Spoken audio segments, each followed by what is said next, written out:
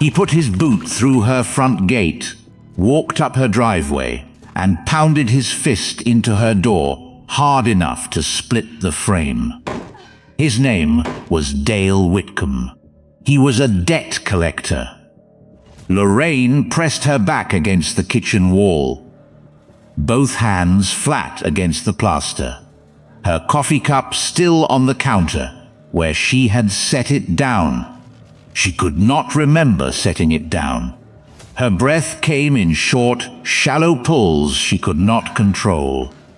The door shuddered again, the frame cracked, and she could not move. 3 days ago, at 5 in the morning, she had walked to the end of her drive with a can of red paint. Her neighbor Patsy had told her, Cole Baxter rides Route 119 every Saturday. He sees every mailbox on this road as he passes. Paint M81 on yours, facing the road. It is a biker code. It means someone here needs the brotherhood. She painted it with hands that would not stop shaking. Then she went inside and waited. And then, from somewhere past the tree line at the bottom of the road, engines, low. More than one, getting closer. The door was still cracking. Cole Gravel Baxter, president of the Hells Angels, Harlan County chapter, had seen the mailbox. What happened in the next 4 minutes on Saddleback Creek Road, that is exactly where we are going. This is Heart Tales. Now let us go back to where it all started. Lorraine Beckett was 37 years old, 5'4". Her husband Kevin had died in May, 2 years back. A machinery accident at the quarry on a Thursday afternoon. He had left behind one credit line she hadn't known about, drawn against the house during the last bad year at the quarry, when the work went thin and he hadn't wanted her to worry. The balance, when the account transferred to Pinnacle Asset Recovery, was $61,408. Not a number she had chosen. But her name was on the deed, and the deed was on the judgment, and the judgment had a date. November 14th, today. She had called the sheriff twice before, once in September, when Whitcomb had stood on her porch for 40 minutes, speaking through the screen door, and once in October, when she had looked out her bedroom window at 2 in the morning and found the white pickup parked at the end of the drive with its lights off, just sitting. Both times the deputy had been 51 minutes door to door. 51 minutes. The wood popped. Just once, just the first warning. The sound of a frame giving its initial complaint before the real giving starts. Lorraine pressed her back against the hallway wall and thought about the mailbox. About 6 weeks ago, her neighbor Patsy Dunn had come by and sat at the kitchen table and listened to all of it without interrupting. When Lorraine finished, Patsy reached into the pocket of her barn coat and placed a piece of paper on the table. On the paper were 3 characters drawn in red marker, small and precise. M8. What is that? Lorraine had asked. M81, Patsy said. Biker code. The M stands for motorcycle. The 8 is the 8th letter of the alphabet. The 1 is the first, H and A. She paused. Hell, angels. What does it mean when it's on a mailbox? It means someone on this road needs the attention of Cole Baxter. Patsy met her eyes. He rides Route 119 every Saturday morning. Has since his father rode it before him. His wife passed years back. Illness, long and slow. Before she went, they had 2 years of medical debt that 3 different collection agencies came after. He knows what that looks like from the inside. I'm not going to call a biker club about a debt collection agency, Lorraine said. You're not calling anyone, Patsy said. Paint M81 on the side of your mailbox facing the road. Cole rides past every mailbox on this road. He'll see it. He'll know. She looked at Lorraine directly. Then you're in the same place you are right now. But you'll have tried the last thing on the list. She left the paper on the table when she went. For 6 weeks, Lorraine had not picked up the paint. The letters kept coming. The calls kept coming. 8 to 11 a day, numbers that shifted when she blocked them. Whitcomb had stood at her gate for 30 minutes in the first week of November, speaking in that reasonable, patient voice. November 14th. Mrs. Beckett, be home. 3 days before November 14th, at 5 in the morning, she walked to the end of the drive. The morning was dark in the particular way of November mornings in Harlan County. Not dramatically dark, just the honest dark of a sky that has closed itself down for the season. Her breath came out in small clouds that dissolved immediately. The gravel was frozen under her boots. The mailbox was cold under her hand. Plain metal, black, the kind Kevin had put up the second year on a post he set himself. Concrete at the base, level to the inch.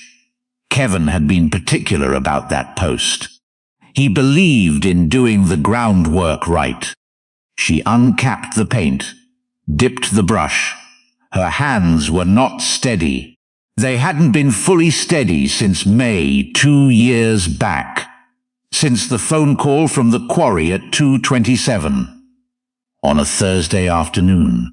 The M went down first, then the 8, then the 1, uneven. The 8 lopsided, the 1 trailing off. Nothing like the clean version Patsy had drawn on the paper, but readable. She stepped back and looked at it. The mark was small, red, imperfect. It would look to anyone who didn't know what it was like a random scuff, a brush dragged carelessly across the metal by someone painting nearby. She stood there in the dark and thought about Kevin setting this post. The level he used, the way he had talked about the concrete mixture, like it was a recipe worth getting right. He had been methodical about the things he loved. She put the cap back on the can, went inside, sat down at the kitchen table, and looked at the window that faced the road and the mailbox that now had M81 painted on it. One small, imperfect mark that one man on this road would recognize if he passed close enough and was paying attention. It was the last thing on the list. She had done it. Now she waited. 2 Saturdays passed. Both times she was at the kitchen window before 8 in the morning. Both times she watched motorcycles go past on Route 119 through the gap in the cedar stand. She counted 7 the first Saturday, 9 the second, and both times they moved south, without slowing, without turning, without any acknowledgement that the woman standing at her kitchen window with her palm pressed against the glass existed at all. She called Patsy the second evening. He went past, she said. He didn't turn. Did he slow down? Lorraine thought about it. Tried to reconstruct the pace of the machines through the gap in the trees. I don't know. I couldn't see well enough. But they passed. They passed. Give it 1 more week, Patsy said. 1 more week. She had been giving herself 1 more week for 3 months. 1 more week of logging the calls. 1 more week before she called her sister in Ashland and admitted how bad it had gotten. She had run out of everything except the mark on the mailbox and a Saturday that hadn't come yet. The calls kept coming. 8 on Monday, 11 on Tuesday. Thursday brought a certified letter. She had to sign for it, had to stand in front of the mail carrier and receive it with her name on it, as if it were a gift. Inside was a list of items subject to assessment. The list included Kevin's tools, the ones on the peg hooks in the shed, in order of size, that she had not moved or reorganized because moving them would mean making a decision about what they were now. She was not ready to make that decision. She put the letter in the drawer with the others and stood in the kitchen for a long time. Wednesday came before the next Saturday did. She heard the truck at 10:14. The white pickup decelerating at the bottom of the drive, with the particular engine drop of a vehicle that has found its address. She dressed in under a minute, went to the kitchen, watched Whitcomb get out on the driver's side, the younger man on the passenger side, watched Whitcomb walk to the gate and stop. He looked at the mailbox, at the M81 3 seconds. Then he looked at the house. Then he walked toward the door. She called 911, gave the address, ended the call. She already knew 51 minutes. Mrs. Beckett. Dale Whitcomb, Pinnacle Asset Recovery. This is November 14th. Open the door. She stood in the hallway and breathed. She thought about Kevin. Not the accident. The concrete pour for the driveway a Sunday in August. Kevin standing back with his hands on his hips. Lorraine. It's going to hold. That's all you need a thing to do. The pounding resumed harder. The younger man was in the side yard now, at the mudroom door. He put his shoulder against the frame, testing the resistance, making his assessment in the methodical way of a man who has done this before. The handle turned, stopped, turned again with his weight behind it. The frame complained. The upper hinge popped, sharp, definitive. Plaster dust sifted down. 1 more. Lorraine pressed her palms against the wall and closed her eyes. And then the pushing stopped. She opened her eyes.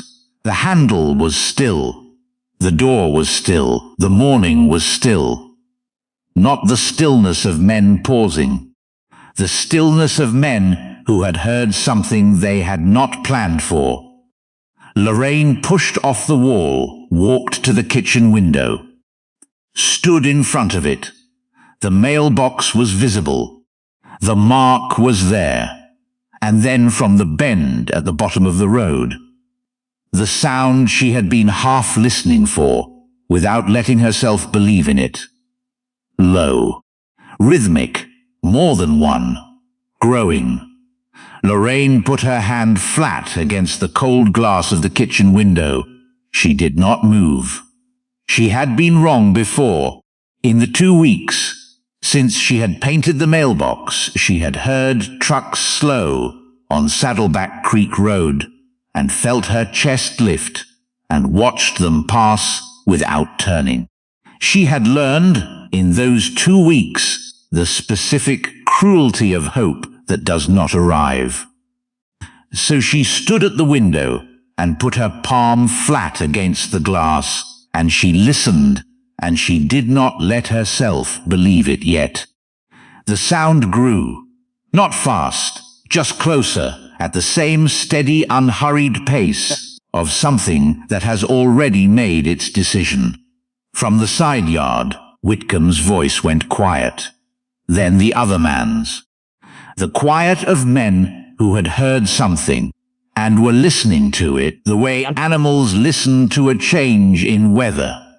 Still, heads up, processing. Lorraine watched the bend in the road.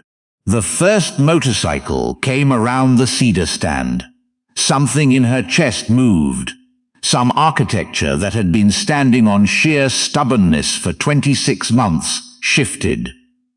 Not collapsed. Shifted. The way a structure shifts when the load it has been carrying alone is finally, after a very long time, being taken by other hands. The second bike. The third. She started counting and then stopped counting, because counting meant she was still managing the hope, still preparing for it not to be enough. She stopped counting and just watched them come, one after another, unhurried, deliberate, each machine finding its place in a line that moved at the pace of something that had found what it was looking for. One engine cutting, then another, until the last one went quiet and the road was still, and 17 men sat on 17 machines in the November cold, and did not speak, and did not move, and did not need to do either. 17. Lorraine pressed her palm harder against the cold glass. From the side yard she heard the younger man's footsteps, moving toward the front of the house now, moving fast. Then Whitcomb's, behind his, the careful, measured step of a man who was not running, because running would mean admitting what was happening. Cole Gravel Baxter came off his bike last. He stood beside it for a moment, looking at the mailbox at the gate, looking at it the way a man looks at something he expected to find and found. Then he walked up the drive, stopped in the middle of the front yard, 10 feet from Dale Whitcomb, and looked at him. He said nothing for a long moment. Whitcomb said nothing either, but he had taken a half step back, and the half step was the whole story. "Dale Whitcomb," Cole said. Quiet. The voice of a man who had slept well and was not in any hurry. Pinnacle Asset Recovery. Lexington office. Whitcomb's jaw moved. "I don't know who you are, but I have a legal. Kentucky Revised Statutes, Section 444-160. Wrongful attachment. 2 counts. Cole reached into his jacket, took out a folded document. Did not unfold it. Just held it. "I have the court docket." Whitcomb said nothing. Debt collector conduct. Intimidation. 12 documented phone contacts in a 14-day period. Cole's voice had not moved an inch in any direction. Not louder, not harder, not faster. "I have the call logs." And this morning, destruction of private property, forcible entry, intimidation of a sole occupant by 2 individuals. He refolded the document, put it back in his jacket, all of it photographed, all of it already with a consumer protection attorney in London, Kentucky. Whitcomb looked at the road. 17 men, 17 machines, nobody moving, nobody speaking, just there, the way something immovable is there, not threatening, not performing, simply present in a way that required no commentary. Something shifted behind Whitcomb's eyes. The early stage of understanding that the position he had been occupying was not as solid as he believed, and that there were no moves remaining that returned him to solid ground. "We'll reschedule," Whitcomb said. "Smaller now, tighter." "Your attorney will hear from mine on Monday," Cole said. Whitcomb walked to the pickup. The younger man was already inside. The engine started. The truck pulled out, not fast, not panicked, just going, the slow retreat of men preserving the last fragment of their dignity, and moved down Saddleback Creek Road toward Route 119. Cole stood in the front yard and watched until the taillights were gone around the bend. Then he turned. The front door was open. Lorraine Beckett was standing in it. 37 years old. 5'4", hair pulled back, wearing the kind of expression that belongs to someone who has been carrying something extraordinarily heavy for a very long time, and is only now, in this particular moment, being allowed to set it down. Cole stood at the bottom of the porch steps. He did not offer his hand, did not announce himself. He just looked at her and said, quietly, "The M81 on the mailbox." You did that right. And the thing that had been held very carefully in place for 2 years, through the machinery accident and the insurance letter and the collection notices, and the man outside her window at 2 a.m, came loose all at once. She did not collapse. She stood in her doorway and let it happen. Cole Baxter stood at the bottom of her steps and did not look away, because some moments don't need anything else. They just need a witness. He came up the porch steps and sat at her kitchen table, in the chair Kevin had always used, which was a thing she noticed, and then let go of noticing. Accepted the coffee she made without asking if he wanted it. She was grateful for that, for not having to perform the ordinary social negotiations of a hostess when what she was simply a person who had just gotten through something. Outside, she could hear the men on the road, the occasional sound of a voice, machines cooling in the cold. "The judgment," Cole said finally. $61,400. That doesn't go away this morning. He looked up. But how they've been collecting it, the gate, the door, the harassment going back to September. That's criminal. The FDCPA covers all of it. He put a card on the table. Plain, just a name and a number. Her name is Clara Jeffords. Consumer Protection Law, London, Kentucky. Call her Monday morning. Tell her Gravel sent you. Why are you doing this? Lorraine said. Cole turned his mug, looking at it. Not avoiding the question, thinking it through from the inside out. My wife, he said. She passed 9 years ago. Cancer, the slow kind. The part our insurance didn't cover was $73,000. 3 different agencies came after it over 2 years. He looked at the window. I was gone a lot. Club business. I didn't know how bad it had gotten until my daughter showed me the voicemail folder on her mother's phone after the funeral. 641 messages.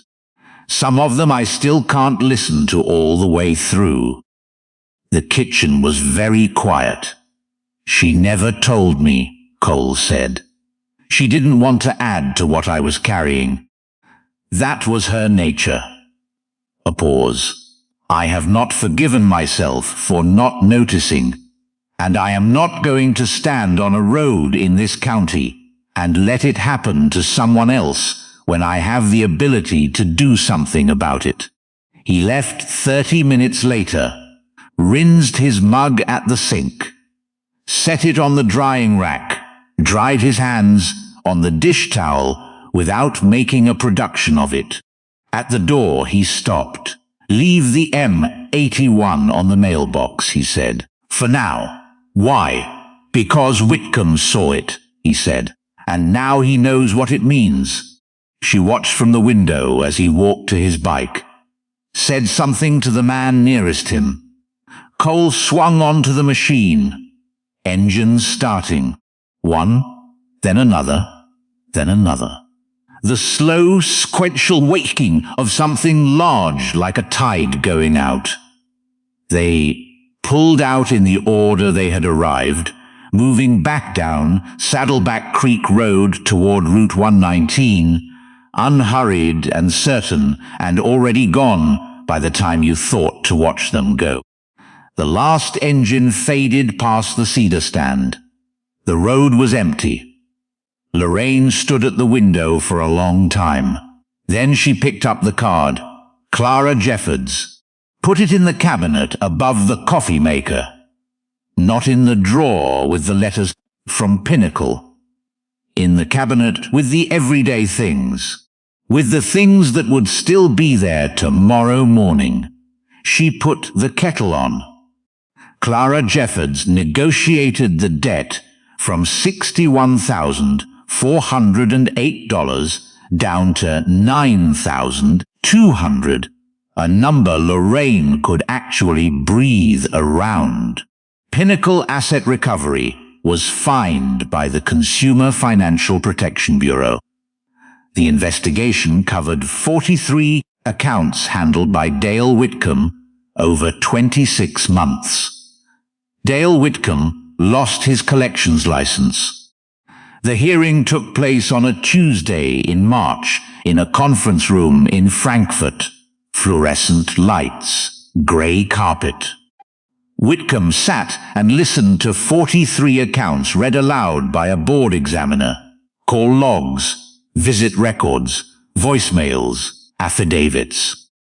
43 people who had sat in their houses the way Lorraine had sat in hers. The reading took 2 hours and 40 minutes. When the examiner finished, the room was quiet.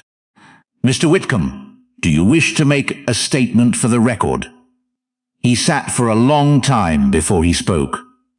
I understood it as a process, he said. His voice was even. A legal process, defined steps, authorized actions. I executed those steps within the legal framework I was given. A pause. I understood it as paperwork. He looked at the table. I did not understand it as people. Another pause longer. I know that's not a sufficient answer, but it is the true one.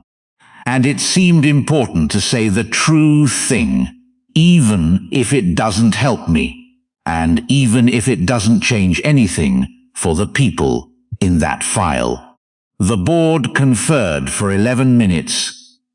Whitcomb's license was revoked. Civil penalty, $47,000. In the parking lot afterward, he sat in his car for 20 minutes before he started the engine. He thought about the M81 on the mailbox at the end of Saddleback Creek Road. The 3 red characters he had looked at for 3 seconds on a November morning. He had recognized it as deliberate, a thing someone had put there with intention. He had walked through the gate anyway. He sat with that for a while. Then he started the engine. On the first Saturday in February, Lorraine painted the mailbox white. 2 coats, post and box both, checked it from the road when she was done. The mark was gone. Patsy stopped by on her evening walk, stood at the end of the drive with her coat pulled tight and looked at it for a moment. New paint, she said. New paint, Lorraine said. Looks clean. Patsy looked at her. You doing all right, honey? Lorraine looked at the mailbox, white and clean and ordinary in the winter light. Just metal and paint, and the concrete Kevin had poured with care because he believed in doing the groundwork right. Nothing written on it. Nothing that needed to be. She thought about standing in the dark at 5:45 in the morning with a trembling hand and making the smallest possible mark on the largest possible problem. She thought about the fact that it had been enough. "Yes," she said. "And meant it," Patsy nodded. "Good," and walked on. "There is a law in this country called the Fair Debt Collection Practices Act. Federal law since 1977. It exists because the situation Lorraine Beckett found herself in is not unusual. It happens every month, in every state, to people who have lost something they loved and are still trying to get through the mornings. You have the right to demand in writing that a debt collector stop contacting you. You have the right to dispute a debt within 30 days of first contact. You have the right to sue a collector who violates the statute and to recover damages and attorney's fees if you or someone you know is being harassed by a debt collection company. The Consumer Financial Protection Bureau is at consumerfinance.gov. The number is 1-800-411-234-567. Free, confidential, created exactly for this. There is something else worth saying. It is about paying attention. The widow on your road. The neighbor whose lights are off too many nights in a row. The person carrying something heavy who has not asked for help because they have run out of people to ask. Patsy Dunn sat at Lorraine's kitchen table and listened without interrupting. Cole Baxter slowed down on a road. He had been riding for 30 years. Those two things, listening and slowing down, are not small. They do not require a motorcycle or a legal strategy. They require only the decision to pay attention and the willingness to do something with what you see. If there is something in this story that stayed with you, a moment, a detail, something you can't quite put a name to, tell me in the comments. I want to know which part reached you. This is Heart Tales. If you're staying, subscribe. Lorraine Beckett painted M81 on a mailbox with hands that could not stop shaking, and someone saw it.